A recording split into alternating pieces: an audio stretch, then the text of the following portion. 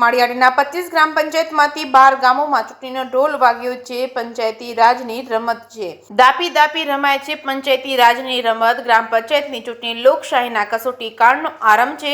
આગામી જિલ્લા તાલુકા પંચાયતની ચૂંટણી પૂર્વે નેતાઓની અગ્નિ પરીક્ષા, અંતિમ મિનિટે ઉમેદવારી પાછી ખેંચવાનો ડ્રામા, ક્યાંક મિત્રો ક્યાંક વિરોધીઓ સામસામે। સરપંચ પદ માટે મધ્યસ્થ ચૂંટણી પણ મળશે જોવા। 6 ગ્રામ પંચાયતોમાં સંપૂર્ણ ચૂંટણી, જાંડલી, જૂથળ, બાબરા, ભંડુરી, ચુલડી, વડિયા, એક ખોરાસા ગીરમાં મધ્યસ્થ ચૂંટણી યોજાશે। સરપંચ પદ માટે ખાલી પડેલી 5 બેઠકો પંચાયતો ડાડેરી તેમજ જડકા તેમજ સરકડિયા તેમજ લાચડી તેમજ શેરિયાખાણ। ફોર્મ ખેંચવાના અંતિમ દિવસે કચ્ચાઘાટ, અંતિમ મિનિટ સુધી ઉમેદવારો પર દબાણ, ખેંચતાણનું દ્રશ્ય।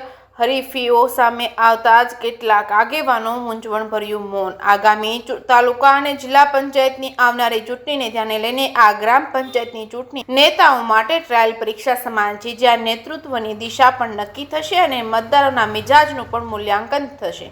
એક જ પરિવારના 2 વ્યક્તિઓ સામસામે તો કંઈક સંગઠનના જૂથ મિત્રો આજે વિરોધી બાજુએ। પંચાયત ભવન નહીં પણ ગ્રામ્ય વાતાવરણમાં જ રાજકીય ગરમાવો। ચૂંટણી હવે ગામની સરહદ નહીં પણ ઘર ઘર સુધી પહોંચી રહી છે। નેતાઓ માટે નહીં પણ લોકશાહીના ભાવિ માટે નિર્ણાયક સમય। 12 ગ્રામ પંચાયત માટે સરપંચના કુલ 29 ઉમેદવારોના મેદાને, 7 ગ્રામ પંચાયતને વોર્ડની ચૂંટણી માટે 102 ઉમેદવારો મેદાને છે। 22 જૂનના રોજ યોજાશે મતદાન। જેકેસી ગુજરાતી સાથે પ્રતાપ સિસોદિયા, માળિયા હાટીના। મારું નામ કે વાળા, મામલતદાર માળિયા હાટીના, જિલ્લો જુનાગઢ। ગ્રામ પંચાયતોની ચૂંટણી અંતર્ગત માળિયા હાટીના તાલુકામાં 25 ગામોની ગ્રામ પંચાયતોની ચૂંટણી આયોજિત કરવામાં આવેલી હતી, જેમાં 7 ગામોની રેગ્યુલર ચૂંટણી હતી, 5 ગામોની સરપંચની ચૂંટણી હતી અને 13 ગામોમાં વોર્ડ પેટા ચૂંટણી હતી। એ પૈકી 13 ગામોના જે વોર્ડ છે એ યા તો બિનહરીફ થયેલ છે યા ખાલી રહેલ છે, એટલે કે કોઈ પણ જે ફક્ત વોર્ડની ચૂંટણી હતી એ યોજવાપાત્ર રહેતી નથી। 5 ગામોના સરપંચોની જે ચૂંટણી યોજવાપાત્ર થતી હતી તે તમામ ગામોમાં પેનલ ટુ પેનલ ઉમેદવારો લડી રહ્યા છે।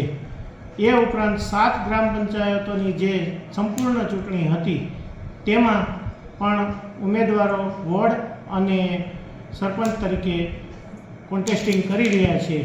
માળિયા તાલુકામાં 12 સરપંચોની ચૂંટણી અને 7 ગ્રામ પંચાયતોમાં વોર્ડોની ચૂંટણી કરવામાં આવનાર છે।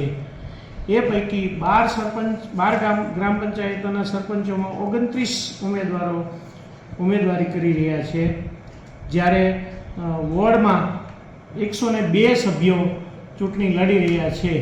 આ તાલુકાની કોઈ ગ્રામ પંચાયત સમરસ જાહેર થયેલી કે બિનહરીફ જાહેર થયેલી નથી।